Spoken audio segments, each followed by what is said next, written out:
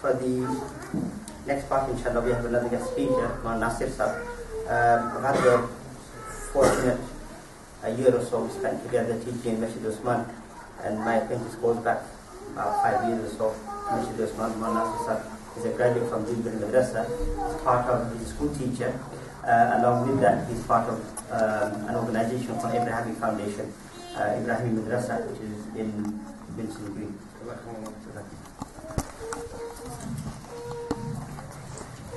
بسم الله الرحمن الرحيم الحمد لله رب العالمين والعاقبة للمتقين والصلاة والسلام على سيدنا مولانا محمد وعلى آله وصحبه أجمعين ومن تبعهم بإحسان إلى يوم الدين. In the name of Allah, the most gracious, the most merciful, all praises for Allah, the Lord of the worlds. Peace and salutations be upon the Prophet Muhammad sallallahu alaihi wasallam, upon his family and upon all of those who follow him until the last day, inshallah. Respected brothers and sisters, ulama ikram, youngsters, assalamu alaikum wa rahmatullahi wa barakatuh. I would like to first and foremost thank Madrasa Ibtidaiya, and in particular Maulana Mawdud. I consider myself a student of Maulana Mawdud. When I first graduated, I went under the leadership of Maulana himself and learned a lot from teaching from Maulana himself, mashallah, when he was in Smedik at the time. So I'm very grateful to Maulana for giving me the invite here today. And secondly, I want to thank probably the Asatiza and the parents here. MashaAllah, I've attended many occasions and many events where, MashaAllah, you have the award ceremonies and students come and they recite nasheeds and recite Quran. But this is the first time I can actually put my hand on the heart and say, wow. Normally when the children finish or the madrasa and you say, MashaAllah, that was really good, MashaAllah, MashaAllah. And then when I go in the staff room, I say, guys, that was dreadful. What have you been doing for the whole year? But I put my hand on my heart and say, MashaAllah, congratulations to the Asatiza, to the teachers, congratulations to the students, and congratulations to the parents, that first and foremost we can have a hall filled with children, and not any of them are twitching. It shows that we have some discipline in this place. Congratulations that we can have youngsters come forward, and like Maulana has said, actually sing like professionals. MashaAllah, this group and the two young ladies before them were absolutely amazing. So I from the deepness of my heart, congratulate the organization and the establishment. And indeed, we've got a lot to learn from Madrasa Ibtidaiya in regards to producing such quality and such character in the children which is displayed. SubhanAllah, when I entered the door, there was a young man who was waiting for me. And he put his hand out and he reminded me to give salam, Assalamu alaikum. And he very confidently guided me to this door. He was very confident in guiding the sisters to their doors. MashaAllah. I can see, inshallah, some hope, some leadership from the young people we have here today. So congratulations to everyone indeed. It's a great asset to have such children and such organizations which do such a great job, mashallah. My brief message with yourself will be two things, inshallah, and I'll keep it short on that. The first and foremost is an athar of Umar radiallahu ta'ala anhu, a tradition and a story related to Umar radiallahu ta'ala anhu. And it's mainly for us parents here, and I hope we can learn from this. A man came to Umar radiallahu ta'ala anhu and complained of his son. Like it happens today. Maulana will tell you how many parents come up to us and say, my son is this, my son is that, my daughter is this, my daughter is that, she is doing this, she is doing that, he is doing this, he is doing that. Do something for me. Do something for me. As if, and the famous one is Pugmar, blow on them. As if blowing could do anything.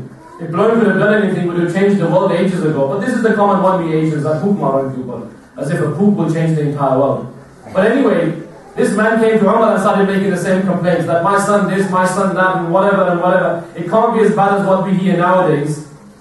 So Umar being Umar radiallahu anhu called the boy. Called him along and Umar was outraged. You so and so. Your father is doing this and your father is doing that, and you are disobeying your father, you are not praying. Umar and the boy, he said to Umar, hold on a minute, Umar. Hold on a minute, Amir al-Mu'mineen. Indeed, my father has rights over me. I need to take care of him and listen to him and obey him. But are they not my rights over my father? Do we as children not have rights over our parents? And Umar stood back and said, actually, yes, carry on. Carry on.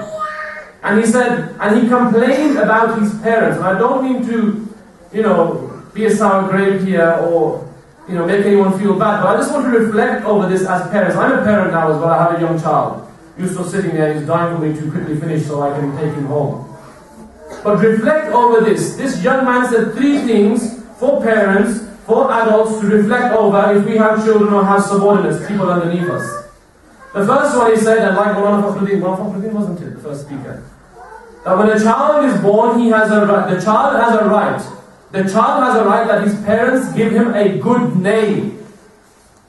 So he complained, "Oh Umar, oh Amir al-Mu'mineen, my father didn't even give me a good name." And the name mentioned in the Athar is he was called Ju'ulan, min hasharat al-ard. He was named an insect.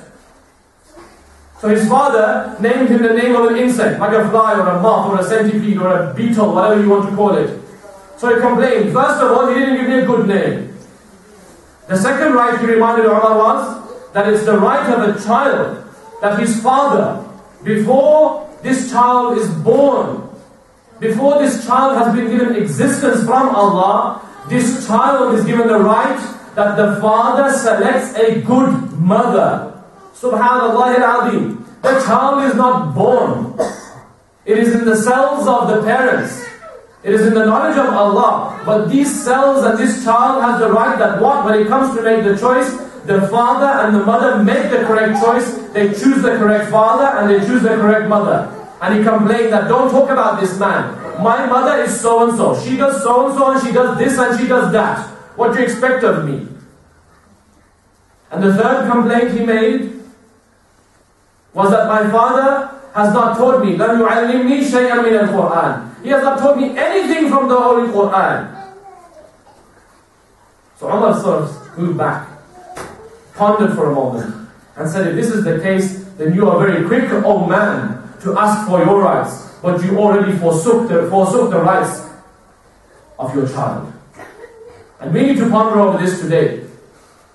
Giving our child the correct name. We have the new designer names, mashallah, I won't ponder over that, but we know, I'm a school teacher in a secondary school, and the names we come across, we're like, subhanallah al-azim, what's going on here?